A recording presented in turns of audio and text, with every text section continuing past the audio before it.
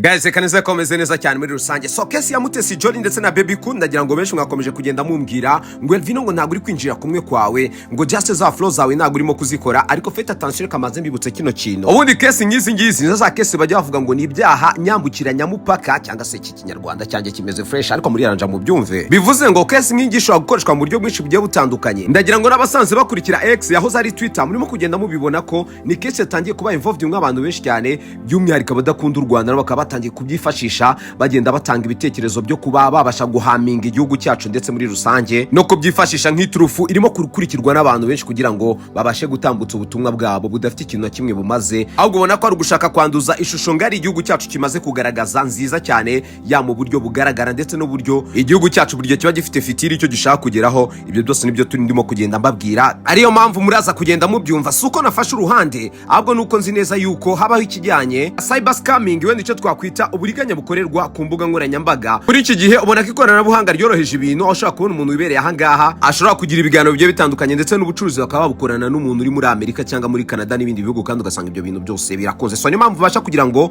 mbanze mbereke amakosa ashobora kuza gukorerwa muri ibi ngibi, aneko byinshi murimo gukorwa nk'uko mwese mubibona. Ndavuga cyane cyane abantu babasobanutse bafite brain yumva neza cyane ibyo Bobi Wine arimo gukora aka kanya. Bisa nuko arimo kwitegereza amafoto wenda bagiye bahana ibijyanye n'amanimero ndetse n'ibindi, ariko wajya kurira muri rusange ugasanga n'aka kanya ntaradusobanura ubundi baguswaminze iki, watakaje ibiki, noneho kuba u Rwanda ari kuba involved muri ibi ngibi. Ndetse nanone ugasanga aho kugira ngo kesi yanyu mugire uburyo mwayijyana mu mategeko, urasa n'ushaka kugira ngo message zawe uzigaburire yaba abazigenewe n'abatazigenewe, kandi mu by'ukuri bigaragara ko nta gisubizo cyihutirwa ukeneye kubona muri rusange, aricyo twita gushaka kwanduza image ukoresheje influence ufite. Kandi by'umwihariko nk'uko nabivuze mbere, ntago ari Mutesi Jolly gusa nka Mutesi Jolly, ibi uraza kugenda usanga nanone bifata image y'igihugu cyacu muri rusange. So reka turebere hamwe. Ubundi dushingiye kuri message Baby Cool yagiye agaragaza kuri WhatsApp, yagiye agirana n'uno mukobwa bita Mutesi Jolly wa UK. Uwo muntu bita Mutesi Jolly yagiye akoresha uburyo busanzwe bukoreshwa n'abateka mutwe bo kuri internet, aho yitaga ku mazina y'abanyacyubahiro n'abakomeye mu rwego rwa sport, ubucuruzi na politike, kugira ngo agaragaze ko afite aho ahuriye nabo kandi atari byo. Bivuze ngo Baby Cool yaza ko ari umuntu ufite ubwenge,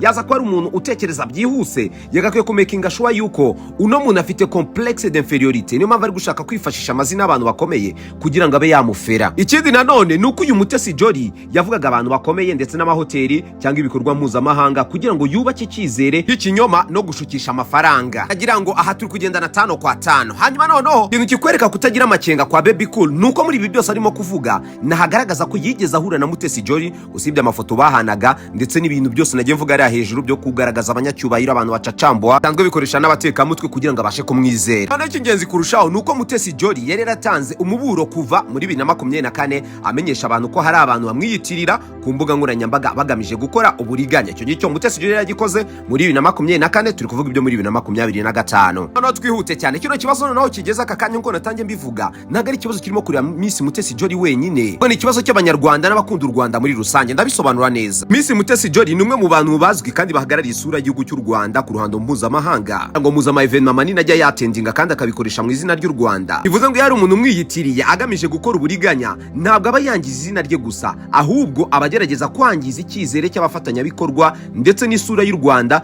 rwubatse ku ndangagaciro z'ubunyangamugayo, umutekano n'ubunyamwuga. Ndagira ngo kino kintu muraza kucyumva neza cyane. Bisobanuye ngo buri wese asabwa kwitondera amakuru ahabwa ku mbuga nkoranyambaga, bitabaye abakira amakuru gusa, ndavuga mwege tugaburira amakuru ndetse n'abayatanga, kubera yuko nubwo wenda twese tutagiye tubona amahirwe yo kwiga itangazamakuru ndetse tubone n'ibijyanye na training zihagije, ariko byibura umunyamakuru cyangwa se umuntu ushobora gusangiza abandi amakuru yagakwiye kwita ku kintu kijyanye no kuba responsible cyangwa responsable ku binatangaza, ubwo bijyana na independence. Akavuga ati rero nkurikije ngi uburyo mbyumva mu ndangagaciro zanjye ndetse n'uburyo ntekereza, ndabona ino nkuru ushobora kuba nayitangaza kandi nkayihagararaho nkavuga ati ninjye nayitangaje mu buryo bwanjye, bitari kuvuga gusa ngo nayitoraguye ndaza ndayitangaza. Hanyuma bivuze ngo kuri aba ngaba bagenda basikamwa, nabo mwakagombye gutekereza, nyaboneka mwabavanywe mwagombye gutekereza cyane mbere yo kohereza amafaranga cyangwa kugirana amasezerano n'umuntu uwo ari we wese. Wakabanje kumenya amakuru yose ajyanye n'iyo konti ugiye gushyira amafaranga, cyangwa se umuntu ukaba umuzi mu buryo burenze kuba muziranye ku mbuga nkoranyambaga gusa. Nk'abantu banje basobanutse cyane ba mu Rwanda barabizi neza cyane yuko iyo umuntu muri wo upanga umushinga mugari ugasanga arimo kugwa amanimero adafite identification, adafite aho abaruye,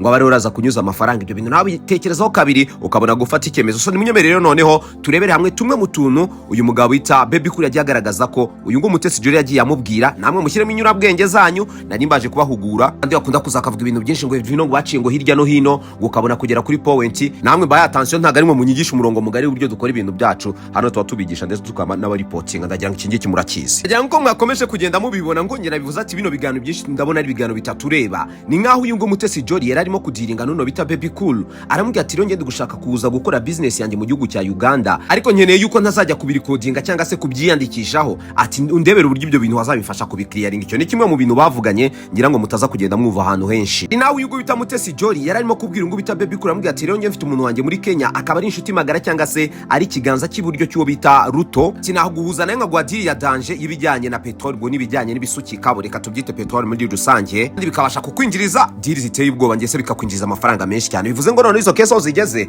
ni kesi wumva ko nanone zizaza kugenda ziza mw'ibyaha myambukiranya mupaka sinzi niba ariko koko bavuga tara nk'uyu ngo bita Mutesi Jolly yabazaga uyu ngo bita Baby Cool amubwira ati se koko umwana muri kumwe i Londres mwereke uburyo dushaka twakora utuntu twacu none tukaba twamuhuza n'abaja no bakareba uburyo bamuhaye equipe cyane cyane yuko amahirwe dufite ari umu free agent bitazagurana gukora ibintu by'ama transfer ava muri equipe imwe ajya mu yindi hangaha niho Baby Cool yavuze ko umwana ari muri Uganda baza no gupanga uburyo noneho bazahura nabo baja bagahurira mu Busuwisi Baby Cool yamubaje ati se bigeze hehe uyu ngo bita Mutesi Jolly icyo yakoze aramubwira ati rero reba screenshot babaja twari turimo kuvugana nago baransubiza ari bansubizariza kwa byoroshye umwana aze kugera mu Busuwisi ibintu bigende neza cyane ngeramo bya byizere byinshi uyu ngo Mutesi Jolly agendaga mwizeza amubwira ati we ntugire ikibazo nziranye na Fabrizio Romano ati n'umuaja mu byukuri Baby Cool nk'umuntu ukurikirana ibintu by'umupira w'amaguru uyu ngo bita Fabrizio Romano ntago ari umuaja ahubwo n'umunyamakuru wigenga usanzwe ari mwiza cyane mu gutangaza ibijyanye n'amatransfer abikora neza cyane kuruta abandi buri munyamakuru wese aramuzi ndetse n'abasore bakurikirana imipira y'amaguru baba muzi n'umugabo cyane byo gura na Cristiano Ronaldo muri Arabia Saudite ndetse bakaba bikorana n'uno mugabo bita Baby Cool byose n'ibyagiye byandikwamo ariko ku ruhande rwanjye mbona ko atari proof zihagije